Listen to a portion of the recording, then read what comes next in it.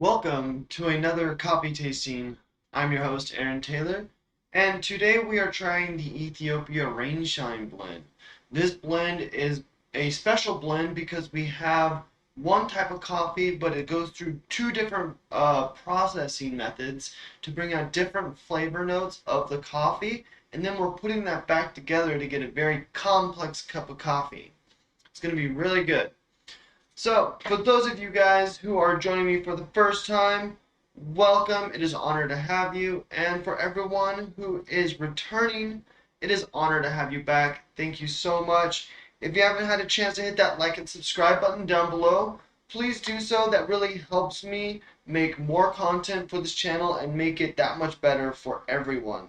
So, thanks everyone for all your support for helping me build and grow this channel. Today, we are trying this Ethiopia Rainshine blend, which is going to be a very, very bright, citrusy, floral cup of coffee. And we're going to get into what makes it so bright and floral after we go ahead and try it.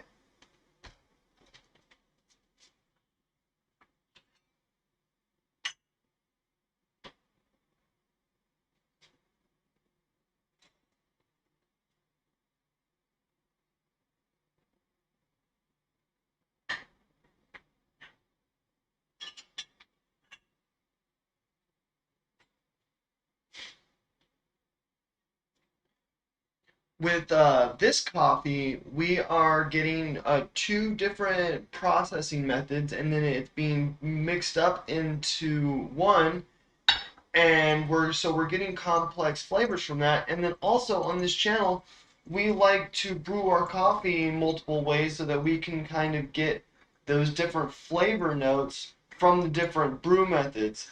So that's what's very interesting about this cup of coffee, is not only are we brewing it three different ways, but it was also processed two different ways. So we have a coffee that's processed two different ways, smashed back together, and now we're brewing it three different ways. So this is going to be a very interesting cup of coffee in terms of variety of flavors we're going to be getting. Because with the sun-dried coffee, we're going to get a lot of those brighter notes, and then with the washed coffee, we're going to get a lot more of those bitter notes.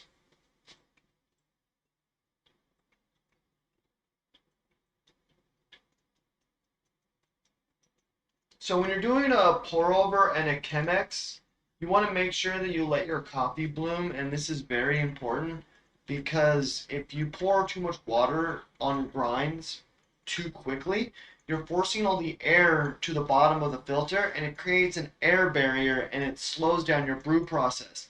So letting your bloom letting your coffee bloom is allowing that air to rise to the surface so that you can not have your brew impeded. And that's important because you don't want your brew to slow down because that's going to impact the flavor. It's going to end up making it too bitter and you're just not going to enjoy the cup of coffee like you should. So you might have an exceptional cup of coffee, but it might not taste that great because it might have been brewed improperly. So making sure we brew our coffee is very important. And so we like to brew our coffee 3 different ways. And that way we get the different flavor notes of the different coffee. So with the pour over, we're going to get a lot of those bright, intense notes. With this one, we're going to get a lot of those bright, floral, citrus notes.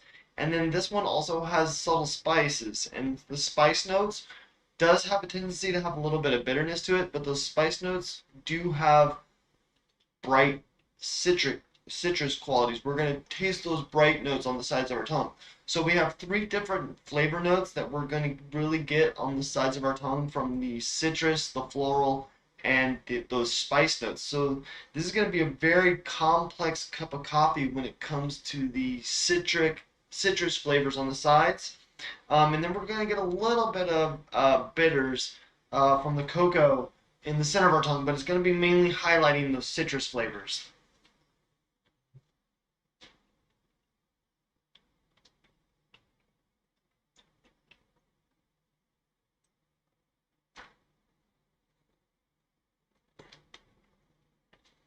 So with this cup of coffee, I think I'm going to like the French press just because I am not a big fan of highly acidic coffee, those bright citrusy notes. And so with the French press, we're going to get a little bit more of those bitter spices and the bitter cocoa notes that come forward, really balancing out the cup of coffee, making those bright lemon notes and those other bright notes, the lavender notes, um, not so predominant. So we need a little bit more water in this guy.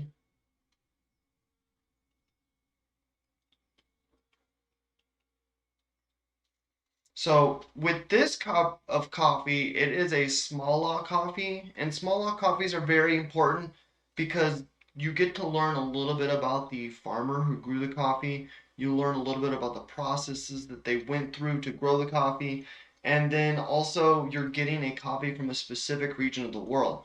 And that's important because the coffee coming from very specific regions of the world are going to have very distinct flavors that that region has to offer depending on the climate, the moisture in the air, and then what's grown around it is going to impact the flavors, what's going back into the ground, the choice of processing method. So if you grow coffee in a warmer, drier climate, you have the option to do a sun-dried coffee, and when you do sun-dried coffee, you get more citric notes because you're drying that cherry onto the bean. All right, so let's go ahead and taste our pour over. So with the pour over, we're getting more of those citric notes. The paper filter catches a lot of those sediments, but because it is only a single paper filter, we are allowing some of those oils to pass through, and those oils are what's really giving us those bright notes that we're getting.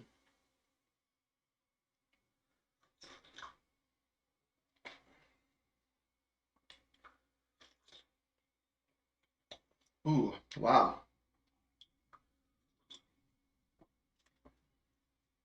So with this cup of coffee, I'm getting intense floral and spice notes right off the bat. And then as the palate starts to clear, the floral notes start to disappear, and we're getting more of those spice notes with a subtle chocolate flavor. So right now we're getting these spice and chocolate as those floral notes start to wash away. It's a very, very pleasant cup of coffee, very smooth. That is good. So we're getting those strong lavender, bright floral flavors at the very beginning. And as they wash away, we are starting to get like that bitter spice and cocoa flavor. And then with that lavender flavor at the very beginning, we are getting those bright, spicy notes too. So it's the lavender spice and then wash away with a bitter spice and cocoa flavor. Pretty good. So now we're going to try the Chemex. With the Chemex, we are getting a triple paper filter. And so with the triple paper filter, we're just going to be filtering out a lot more of those sediments and a lot more of those oils. So it's going to be a cleaner cup of coffee. And with more of those oils being absorbed in the paper filter, those floral and bright notes aren't going to be as intense as they were on the pour over. And so with that, the bitter notes that we got in the wash, as the palate started to wash away, are going to be still as intense as they were as the pour over. So it's going to give us a more balanced cup of coffee.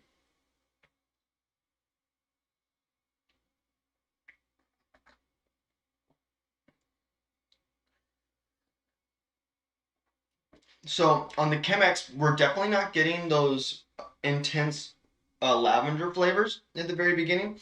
They are really there, but what's really driving this cup of coffee on the Chemex is those intense spice notes. So immediately right off the bat, we're getting those spice flavors, that bright spice. So we're getting a little bit of those citrus notes too, that Meyer lemon. But then as it starts to wash away, we are still left with that subtle bitter spice flavor and those cocoa notes. Really good. I actually prefer this one over the pour over just because I am not a big fan of floral flavors. So with that spice flavor coming forward a little bit more, it's allowing me to enjoy this coffee a little bit more because we're not experiencing those floral flavors. And then we're getting a little bit more of those bitter notes that come forward too. So we're getting a little bit more of those chocolate notes, which is what I do like in my coffee. So we're getting chocolate and spice with a little bit of brightness in the Chemex for the Rainshine blend.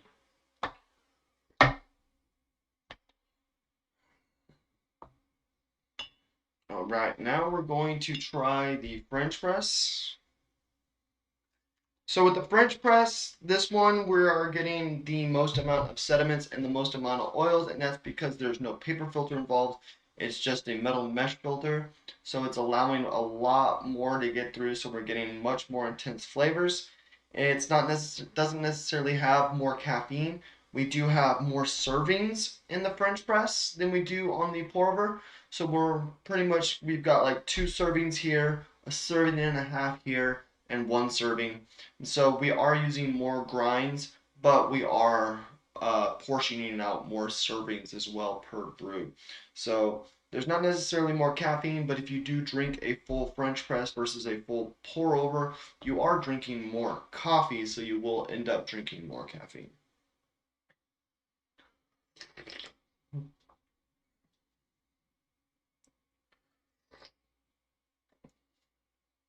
Wow, that is really intense. So with the French press, it is a very complex cup of coffee. We're getting a lot of those floral notes, but with this, we're getting those chocolate notes at the very beginning as well. We don't have to wait for the palate to clear to really taste those chocolate notes. So we're getting those floral spice and chocolate notes all together in the initial sip, and it's making for a very complex flavor that's going on. So we're getting those floral spice notes with a subtle chocolate in the center, and it's giving us a very balanced palate right now. But there's a whole lot of flavor going on, and it's really, really good. I really like the chocolate flavor that's going on and those spice notes. Not a big fan of that floral flavor, and that floral flavor is pretty strong. It's coming through pretty strong through the spice notes. So we're getting that strong lavender flavor on this cup of coffee with some subtle spice and then that intense cocoa bitterness. Really, really good. That is excellent.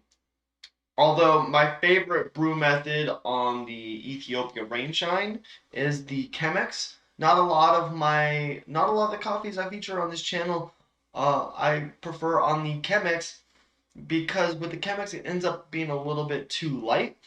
But with this one, those floral notes really take a back seat, which is what I'm going to be looking for in this cup of coffee. In the French press, those lavender notes really come through. especially as the palate starts to clear away, we're really getting those intense floral notes.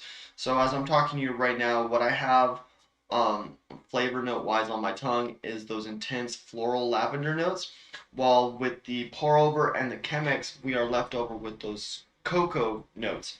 So if you guys like a good like black tea or a good just any kind of good tea, I would definitely go with the French press because you do get that strong lavender flavor and you're going to really taste it. If you like a more balanced bitter cup of coffee with those chocolate notes, I would definitely go with the Chemex. We're getting a much cleaner cup of coffee. And then if you want a lighter cup of coffee, not so intense as the French press, but you are still looking for those floral notes, I would definitely go with the pour over. But my personal preference for this blend is the Chemex because those floral notes are almost non-existent because we're primarily getting those spice and chocolate notes, which is really good. Kind of almost reminds me of like the holiday season because we're getting that chocolate spice. Yeah. So that is the Ethiopia Rainshine. So now we're going to learn a little bit about the Rainshine itself. So the Rainshine is actually two brew methods, or not, sorry, you guys. So the Rainshine blend is two processing methods put into one bag. And so this is something that hasn't been done before, and the owner of the farm wanted to do this because it hadn't been done before. And so what they do is they take sun-dried beans and fully washed beans, and they do the processing method and then they put it into one bag. And so with the sun-dried method, we're getting those floral and spice notes, or sorry, with the floral and lemon Meyer notes. And with the wash method, we're getting those spice notes and that cocoa nib notes. And so with those two different processing methods, they bring out different flavors from the coffee. And then because we're getting those two different flavors, generally, if we're taking that one processing method and put into one bag, we would get a coffee with Meyer lemon and lavender, and then another coffee with spice and cocoa. But because we're putting it all into one bag, we're getting this very complex mixture of flavors of Meyer lemon and lavender to make it really bright, and then those spice flavors, and then that cocoa nib. And that spice flavors does give it a little bit of bitterness, but it does attribute to that brightness too. And then the cocoa nib is what's going to give us a lot more of those bitter flavors. So we have three flavors impacting this coffee in terms of brightness and acidity. We have the lavender, Meyer lemon, and the spice notes. And then we have two flavors that are impacting the bitterness. We have those spice notes, which turn bitter after the brightness kind of dies down, and then the cocoa notes. And then the cocoa notes can taste sweet depending on how bitter the initial sip of the coffee is, because as those bitter notes start to wash away, that cocoa starts to taste sweet. But because we don't really have any intense bitter notes on this cup of coffee, it's just going to make those chocolate notes that much more bitter because we're contrasting it to bright Meyer lemon and lavender notes versus bitter notes. So now we're going to talk a little bit about Ishmael Hassan Aredo. Ishmael Hassan Aredo and his family have owned the farm on the Cayenne Mountain since 2012, and the size of this farm is 500 hectares, and 300 hectares is dedicated to growing coffee. So the 500 hectares of farmland and 300 hectares of it is dedicated to growing coffee, and then Ismail Hassan Aredo is in charge of the employment of 25 full-time permanent employees that work on the farm year-round, and then he has 300 seasonal farmers that work different times of the year depending on when they're cropping their beans and when the processing needs to happen. They just need a little bit more hands on site to be able to make sure that they can properly take care of the coffee and get it processed and get it out and sell it to the rest of everyone else. An interesting thing about the this particular blended or this particular single origin coffee is Ismail Hassan Aredo actually competes with the local mine for uh, for work. So something that a lot of the workers do in this local area is they work on the mine, and so Ismail Hassan Aredo has to pay higher wages to incentivize the locals to come back and work on the farm. And so he actually ends up having to pay a little bit more than the average farm owner because he has to compete with that mine. So it's very interesting. And then also another really cool part about this farm on Kion Mountain is the fact that they have a nursery that's dedicated to growing acacia trees. And these acacia trees are planted and strategically placed to provide shade for the shade grown or the sun dried cherries. And so when you sun dry them, they're not sitting directly in the sun. They do have some kind of shade so that they don't get too hot and cook. And so they use the acacia trees to provide a somewhat of a shade to protect the beans. So really cool. So they grow and process these beans underneath the shade of the acacia. And so that's a little bit about what we get to learn about the Rainshine blend. And that's actually where the Rainshine comes from, is the rain comes from the wash method and the shine comes from the sun-dried method. And so you put them together and we get the Rainshine blend. And so that is what makes the Rainshine blend so important. Is Ismail Hassan Aredo has owned the farm since 2012 and is dedicated to supplying jobs to 325 workers, 25 being year-round and 300 of them seasonal workers. And for every cup of coffee that you buy from the Kion Mountain or the Rainshine blend, you're helping Ismail Hassan Aredo you're helping Ismail Hassan Aredo provide a sustainable livelihood for himself and his family and for the 325 workers who work on his farm.